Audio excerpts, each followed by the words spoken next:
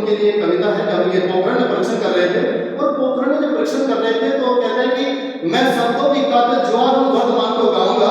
मैं शब्दों की कातिल ज्वार हूँ वर्तमान को गाऊंगा, जिस दिन मेरी भूख मिटेगी मैं उस दिन मर जाऊंगा।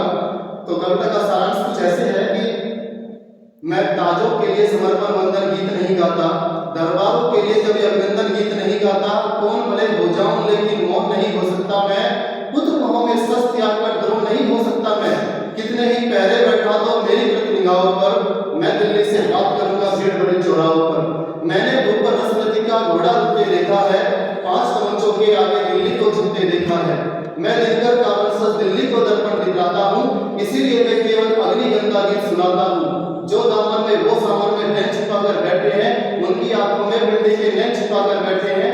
उनकी साजिश मक्कारी से मेरा भारत चला गया और वार्ता करने उनके दरवाजे पर चला गया। भारत उन सड़े हाथों से हाथ मिलाने पहुंच गया, एक से कुत्तों के आगे पूछ लाने पहुंच गया।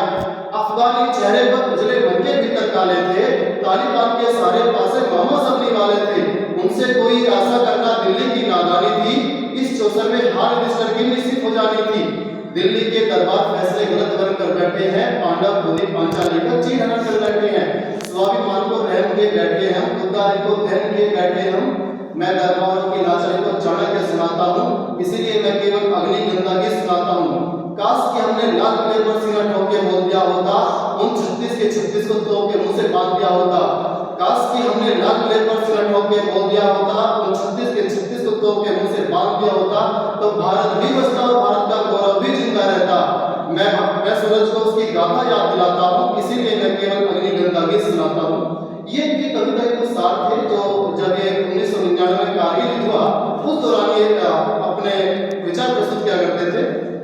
इसी के अंत में मैं लास्ट में ये कहना चाहूंगा